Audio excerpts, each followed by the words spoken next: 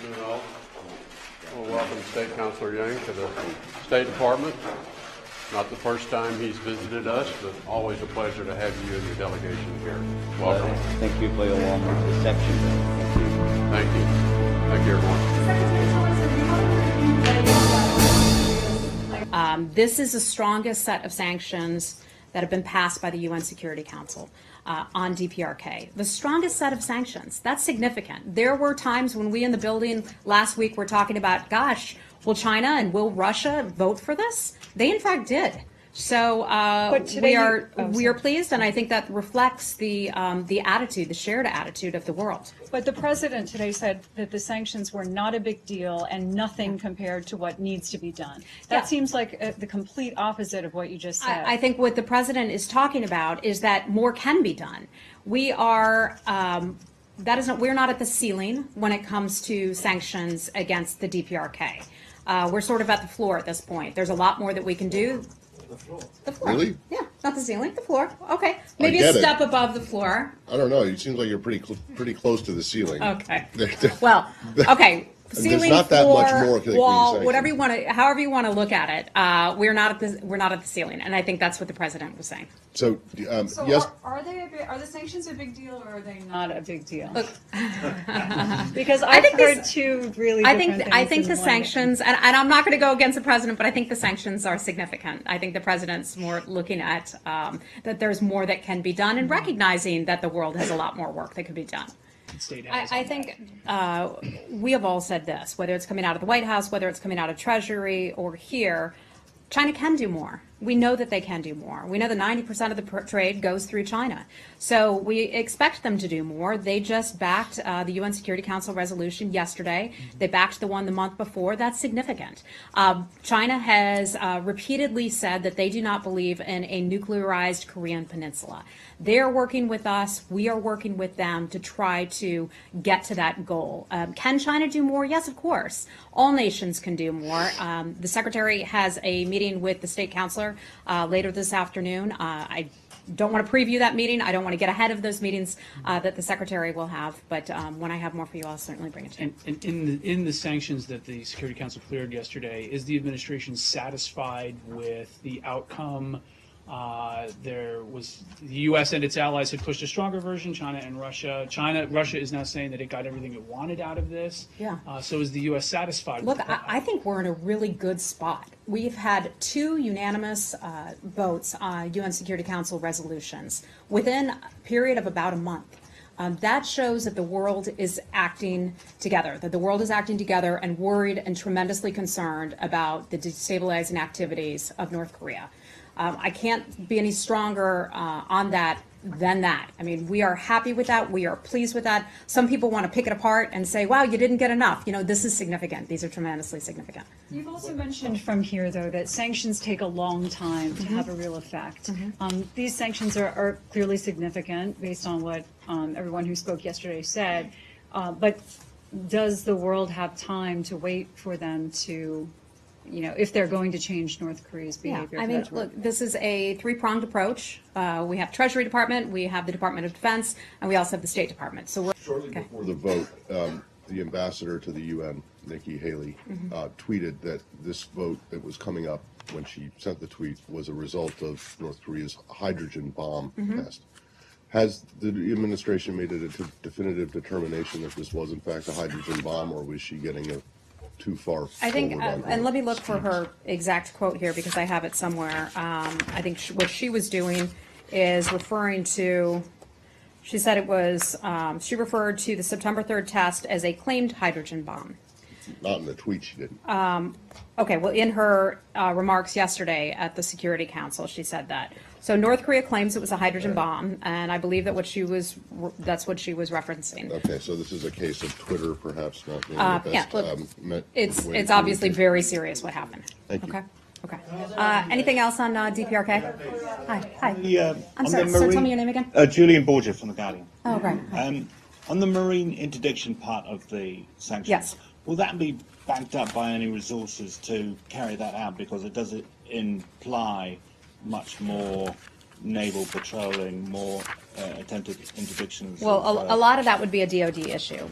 There's a little bit I can try to give you on that, and then I would just refer you to DoD for all the specifics on how exactly that gets done. The resolution provides UN member states with new tools to stop high seas smuggling of prohibited products.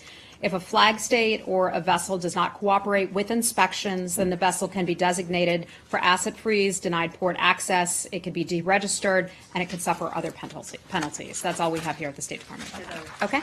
Anything else on DPRK? Okay. Okay. Hi, Jane. DPRK. Thank you. If North Korea does not dismantle its nuclear weapons, then South Korea wants tactical nuclear relocation into Korean Peninsula for nuclear balance in Korean Peninsula. What is the U.S. position on this? Yeah, I've certainly seen those reports about that. I'm not going to comment or get ahead of any discussions that could be happening or may not be happening. I'm not aware of any conversations that are being had with the State Department on that matter. But the U.S. considering about this issue? I think that would be a DoD issue, and I'm not prepared to talk about that. That's not a DOD issue. This is a U.S. Yeah, issue. I don't have anything for you on that. Okay, one more time. Joseph Noon, special representative for the North Korea palace, he visited Russia and meeting with the six-party delegations up there. Do you know any purpose of? Yeah, I have just a little bit of information. I can confirm that our Ambassador Yoon, and many of you know Ambassador Yoon, he is in Moscow today, and that is where he's meeting with some Russian officials. Among the topics that he's talking about, and this is, when you all ask me, is the world on the same page? Goodness, here's an area of mutual cooperation with Russia. And that is that Ambassador Yoon traveled to Moscow to meet with the Russian Ministry of Foreign Affairs officials to talk about cooperation on the DPRK. It's an example of our ongoing discussions with the international community to increase pressure on the DPRK. So we're pleased that he's there and that those conversations are ongoing. Because last week, the President Moon of South Korea, he visited Russia and he had a meeting with Putin. Putin doesn't want to help for these sanctions, UN sanctions regarding, pressure North Koreans. I would say this: Russia voted for the sanctions yesterday at the UN Security Council. They voted for the last round of sanctions, and I think those actions speak very loudly. And we look forward to Russia adhering to its commitments. But this is not strong enough, sanctions. Look, Really? We are taking steps. I think the world is happy and the world is pleased with what took place yesterday. The world is working together, working together to hold Kim Jong-un and his regime to account. Do you know if Ambassador Yoon made any stops before Moscow? I'm not aware of any. Switzerland? I'm not aware of that. Okay. Anything else on Russia today? Okay. North Hi. Korea. Can you respond to the Washington Post report this morning that Russia is actually not cooperating and has been undermining sanctions by increasing trade smuggling with North Korea? Yeah, so I saw that report, and here's what I can say to that. Russia supported the UN Security Council resolutions yesterday. They support the overall goal of denuclearizing the Korean Peninsula. That has not changed. They supported the resolutions. They supported the resolutions a little over a month ago, so we anticipate and hope that they will follow through on their agreements. Do you have any evidence? Does the U.S. government? I don't have any information beyond that. That they are increasing trade even? I'm not aware of that, if that's the case. Okay. Anything else on Russia? Okay. Go right ahead. Yeah. I want to go to the Palestinian-Israeli issue very Okay. quickly. The president has issued a Oh. Okay. Go ahead. Sure. Abby. Please, I'll wait. Yeah. Go ahead, Abby. No, that's okay. No problem. Apologize Go to ahead. Saeed. Please, go ahead. Yeah, don't apologize. It's quite all right. Go right ahead. I just wanted to follow up on what Connor asked. The Assistant Secretary of Treasury testified today about deceptive practices used by North Korea, specifically looking at that port of Vladivostok, Russia, and the switching of flags. Do you feel like the recent sanctions, specifically allowing for the checking of ships when they're trying to smuggle, will prevent that sort of thing from happening? And is that something specifically that the U.S. is talking to Russia about? Well, stopping? I don't. In talking to Russia about where? About stopping their practice where they're using Vladivostok, Russia, as a port in order to off-political. Yeah. So with the interdiction that we talked about, that would be a goal of that, to be able to prevent things from happening of that nature.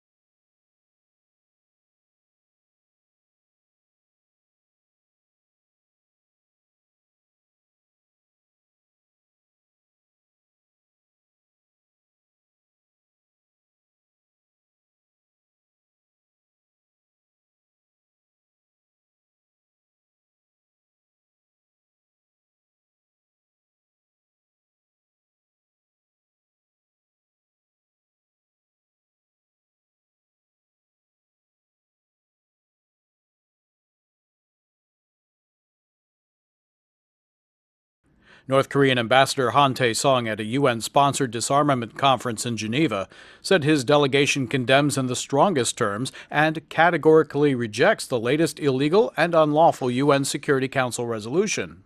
Han, without elaborating, said North Korea is poised to use, quote, a form of ultimate means. North Korea had warned before the latest sanctions were imposed that the United States would pay due price if it pushed for stronger sanctions. U.S. President Donald Trump told reporters at the White House Tuesday the new sanctions are just another very small step and nothing compared to what will ultimately have to happen regarding North Korea. The new round of economic sanctions against North Korea were in response to its September 3rd nuclear test of a possible hydrogen bomb. U.S. Ambassador Nikki Haley addressed the Security Council late Monday. Today we are saying the world will never accept a nuclear-armed North Korea. And today the Security Council is saying that if the North Korean regime does not halt its nuclear program, we will act to stop it ourselves. If fully implemented, the new sanctions would significantly reduce North Korean access to international currency and fuel needed for its banned ballistic missile and nuclear programs by cutting a third of North Korea's oil imports, which Haley called the lifeblood of its efforts to build and deliver a nuclear weapon, by reducing by more than half the country's gas, diesel, and heavy fuel oil imports, while completely banning the import of natural gas and other oil substitutes, banning North Korea's textile exports, currently its second most lucrative industry, which Haley said would cost Pyongyang almost $800 million a year, prohibiting any country from authorizing new work permits for North Korean workers, another key source of hard currency for the Pyongyang regime. Haley said the purpose of the increasing sanctions is to convince the Kim government to end its threatening nuclear missile development program in exchange for sanctions relief, economic aid, and security guarantees. We are not looking for war. The North Korean regime has not yet passed the point of no return. If it agrees to stop its nuclear program, it can reclaim its future. If it proves it can live in peace, the world will live in peace with it. South Korea's presidential office said that the new UN sanctions send a united message that the international community will never accept a North Korea as a nuclear state. Japanese Prime Minister Shinzo Abe also welcomed the resolution and said Tokyo would continue to work closely with the international community to change Pyongyang's policies. The United States had sought much stronger sanctions, including a complete oil embargo, an asset freeze on leader Kim Jong-un, and authorization to use military force if necessary to interdict ships suspected of smuggling banned items. But China and Russia, which both hold veto power in the Security Council, would only agree to a compromise version enacted, and both expressed their determination to see a return to dialogue to resolve the issue. Many advocates for the Trump administration's maximum pressure strategy to coerce the leadership in Pyongyang to give up its nuclear program say this latest round of sanctions is still not strong enough. Regional security analyst Grant Newsham is with the Japan Forum for Strategic Studies in Tokyo. It's really not comprehensive enough or serious enough, it's really just cutting enough to cause the North Koreans any huge problems as I see it. But it does allow the Trump administration to say that at least it tried. If this UN resolution fails to deter the Kim government, Newsham said the United States would be justified to pursue secondary sanctions against Chinese banks and entities that do business with North Korea. However, on Tuesday, some of China's major state-owned banks reportedly stopped providing financial services to new North Korean clients in what could be a sign of increased sanctions enforcement to prevent any U.S. retaliation. Beijing and Moscow have urged the United States to suspend its joint military exercises with South Korea in exchange for a North Korea nuclear freeze, but the U.S. representative to the United Nations dismissed the proposal as insulting.